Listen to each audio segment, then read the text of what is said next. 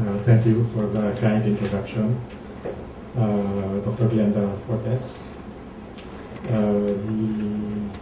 Dr. Avron Works of the United Board, fellow teachers.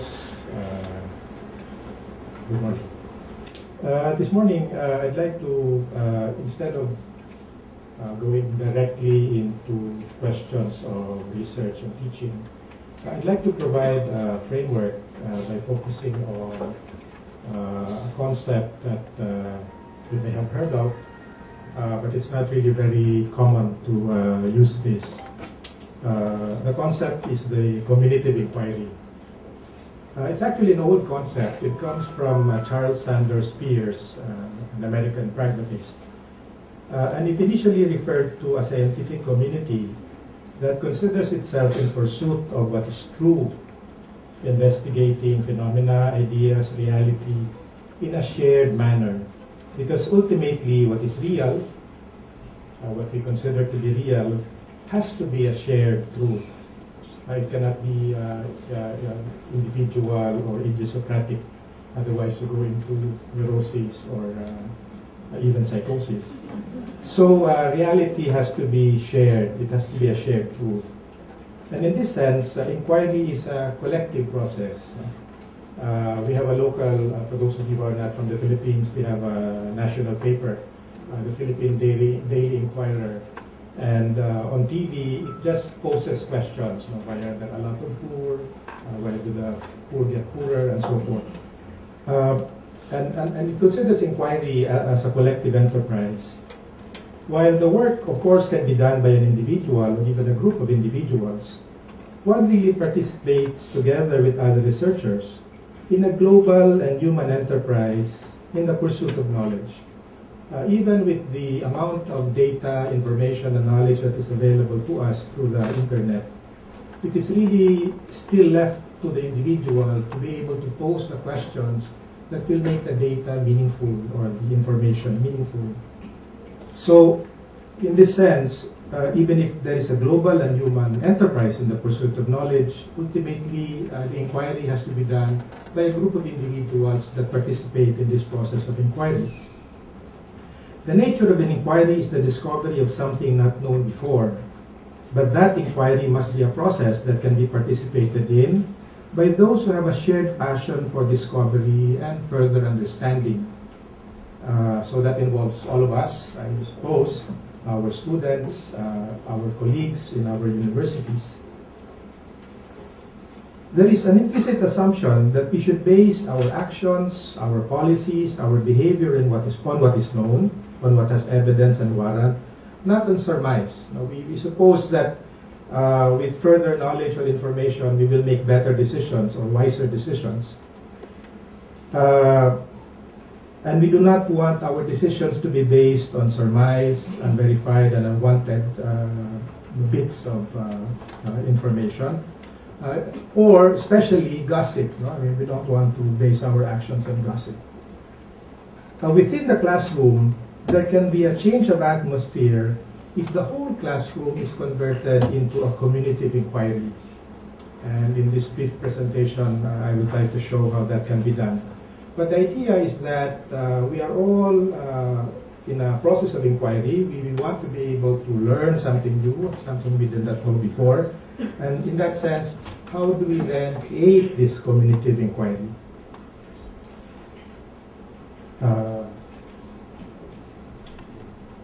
Okay. So inquiry starts with questions. It is imperative to have the freedom to pose questions, to investigate the meaning and significance of questions, the freedom to pursue questions, the ability to question the validity of the questions, the freedom to pursue questions to wherever they will lead, not to be afraid to question ideas, practices, authority. We are enamored these past months by what has been called the Arab Spring. It started with Tunisia and then Egypt, and now it's in Libya and the other countries in the Middle East. And part, as it has been imputed, part of the impetus really came from young people asking questions. And the questions were so provocative, and the authorities could not answer these questions, so that ultimately the authority of the regimes were put into question. The questions that will prod inquiry, that will motivate inquiry, hoping that the pursuit of the answers to the questions will generate further understanding and a clearer grasp of what is real. So there are certain questions actually that our students have, and in philosophy, of course, we thrive in questions. And the questions can be so thought-provoking that a semester can sometimes not be enough to really fully satisfy the question. Inquiry starts with having such earth-shaking questions that the questions will motivate the student precisely to a process of learning. We seek better answers to questions, stronger and more robust reasons, further and further understanding. How this can be done within the classroom, at least what I do, maybe philosophy is a little bit more flexible for this. But I trained, a group of us from UP trained Manila Public School teachers in philosophy for children. And we basically wanted them to start with any text that they were using for the classroom that day. For example, in a high school in Manila, it so happened that it was, the text for the day was about heroes. And after they read the text in the history book, the discussion veered towards who is a hero or what is a hero. In the Philippines, many of our heroes are martyrs. Aquino, Jose Rizal, and so forth. So one young guy says, do I have to die so that I become a hero? And then, of course, that provoked further discussion from the others. Even as we realize that there is further understanding and that knowledge that opens up when we are able to answer some questions, we realize that there are questions that are also behind some of the questions that we have. And I would suppose that some of us become professors precisely because there are certain questions that we have that we will really never be able to answer fully because there are questions behind some of the questions that we have. When the educational agenda within the classroom starts with questions coming from what the students find thought-provoking, when the learning process seeks to respond to the questions that engage the students, the learning process is then owned by the students. Students become co-investigators with their teachers. Teachers primarily provoke discussion on questions, the quality of questions, and the significance of questions. And the role of the teacher becomes basically a facilitator for these discussions. Sometimes what we do is you just start really with the questions that the students have, write them on the board, so that the learning agenda comes from the students, and then you organize the questions, the related questions. And then the discussion starts with the questions coming from the students. And that way, the student feels that it is her learning agenda that is paramount. It is not the learning agenda of the teacher. Of course, this gets into problems with the Department of Education because they have what's called minimum learning competencies. No? So there's always a tension between the learning agenda of the students and the agenda of the teacher because she has to finish certain sections of the book by certain quarters. We need criteria. Okay, so it's not as if it's an open-ended sort of inquiry. To conduct the inquiry with certain criteria governing both the process of inquiry as well as the results or goals of inquiry. We need criteria for acceptable research methodologies, even if you use either qualitative or quantitative methodologies. There are criteria regarding what will be acceptable as knowledge. It cannot be, for example, just on the say-so of somebody which may not have been verified or given sufficient evidence. That the research process or research methodology is objective in the sense that they are not idiosyncratic or can be done by only one or a few persons, but that others can appreciate or even replicate the process. That the results can be understood and appreciated by others, provided these are communicated in an accessible manner to others. Hence, the inquiry is necessarily social because it has to be communicated in a language that can be understood by others. Language is necessarily social. And also in that sense, reasonable, because the reasons that others provide can be understood by others, even if I do not necessarily accept these reasons. Because the reason provided makes sense. For the reasons to be acceptable to others, they must fulfill certain criteria. So for example, if somebody says something, I can ask him or her, what is the basis for your saying so, for your arriving at that conclusion? And if the reasons provided do not fulfill what I consider to be reasonable, because I have criteria for what can be reasonable, then in that sense I can make a judgment that maybe the assessment was not fair. The role of the teacher can be to help generate the criteria or make discussion of the criteria also part of the learning process. So for example, you can have a discussion on the kinds of reasons that are provided, and then we can ask, what are good reasons or even better reasons? So the criteria for saying that this is better and this is only good, that would be something that can come from the students themselves. So the role of the teacher can be to help generate criteria or make discussion of the criteria, also part of the learning process, so that the students will understand why the criteria are there. And criteria are important because the criteria become the basis for the self-regulation of the student or the self-regulation of the community of inquiry.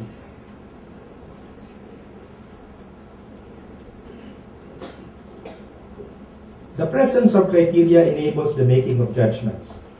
And these judgments become the basis for agreement or disagreement. Again, depending on the quality, cogency, relevance, strength of reasons provided. When there is agreement in criteria, it is more possible to arrive at common judgments.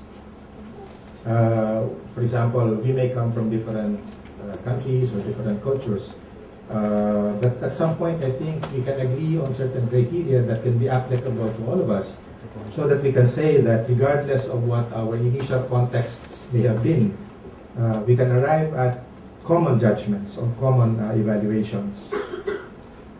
When there is agreement in criteria, it is more possible to arrive at common judgments.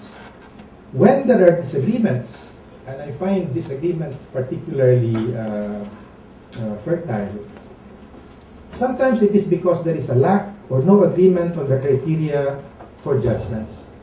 That's why there can be the possibility of discussing what can be criteria that we can use so that we can evaluate our assessments, our assertions, and so forth.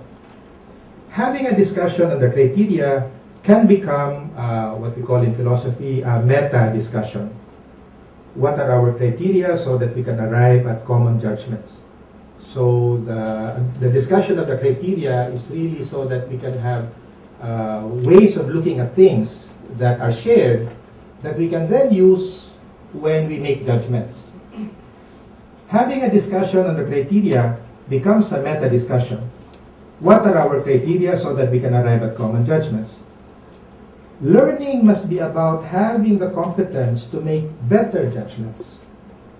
As professionals and doctors, lawyers, and so forth, judges, when we make judgments politically or socially or even culturally.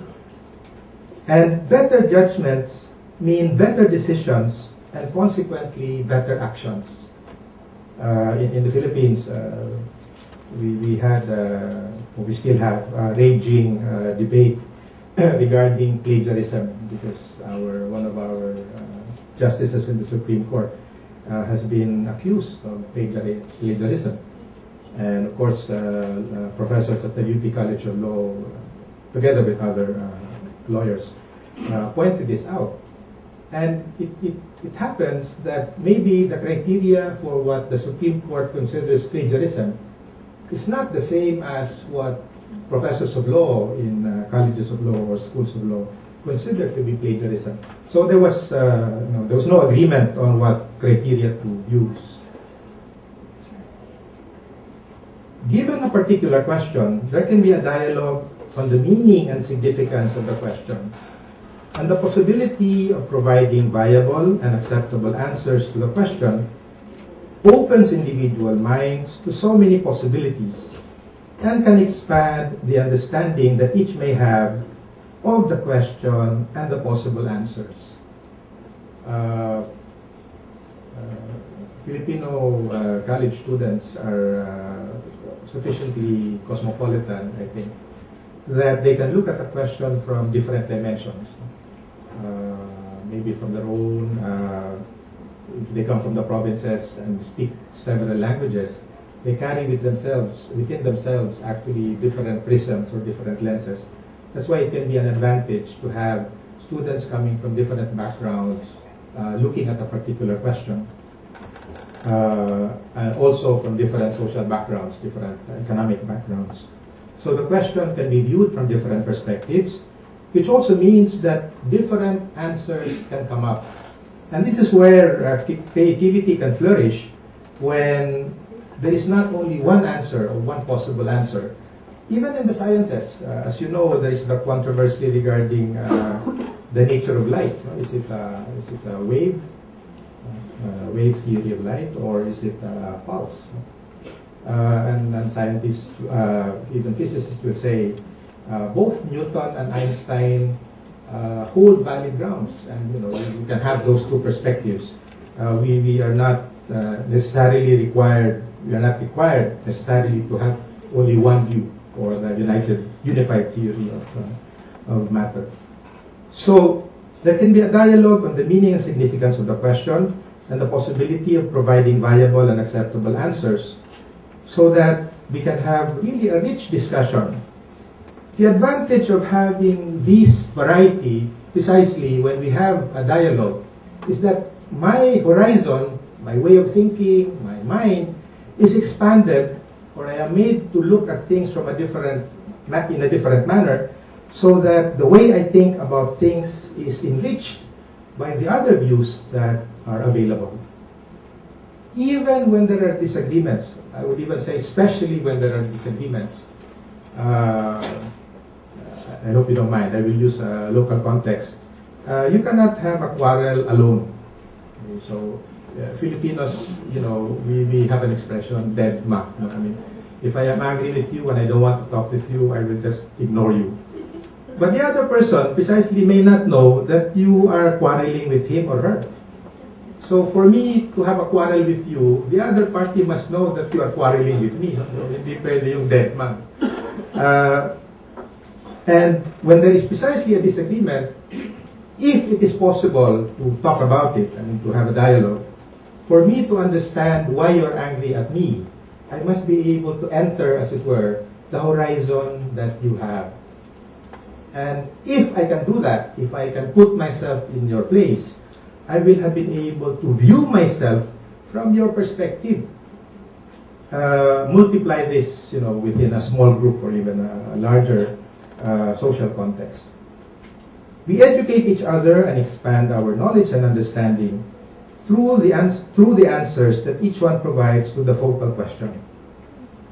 The collective dialogue that occurs, even when there are disagreements, or especially when there are disagreements, expands our collective horizon as to what the question indicates regarding what is true. Knowledge production is a collective and joint process, warranted by evidence, proof, and reasoning. The questions give focus to inquiry. The process of inquiry generates possible answers to the question. The joint or common pursuit of probable answers or solutions engages a community of persons engaged in a search for valid responses to a source of perplexity and wonder. And the various answers expands the horizon of those wanting to enlighten themselves about what they are perplexed about. The question, the process, the probable answers unite in creating a community that engages in collective inquiry and thinking. Meaning that, for example, in all the academic disciplines, there are sometimes what are called the cutting edge issues, the cutting edge questions. And the community that engages in the cutting edge questions, in a sense, really create a community among themselves so that they can share both methodologies and responses. And whoever is able to provide some answers also enlightens the others or helps contribute to the enlightenment of others. The focus on thinking considers that being able to do better thinking is a craft. Hence, much as we like craftsmanship in our work and other activities, there must also be hallmarks of craftsmanship in our thinking. So finally, my last slide. Ultimately, what we are engaged in is really a process of higher order thinking. The Department of Education used to have a program called Higher Order Thinking Skills, HOTS. No? So, sasabihin nila, I have the hats for you. Basically, there would be certain elements.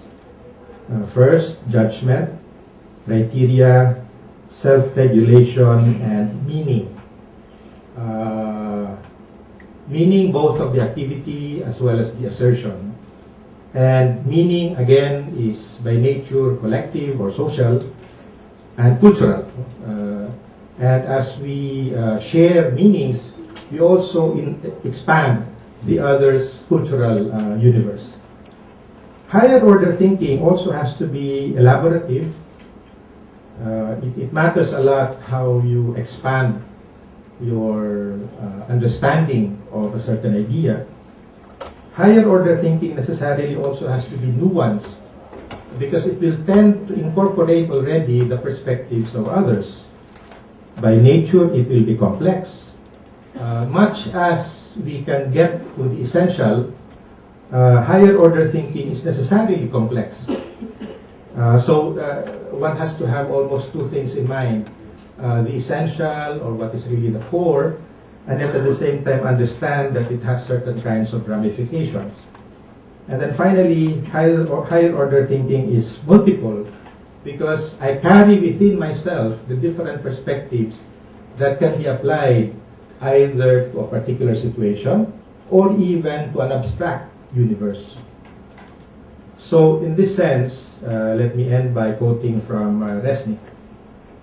The thinker's task is to construct meaning and impose a structure on situations rather than to expect to find them already apparent. Thank you.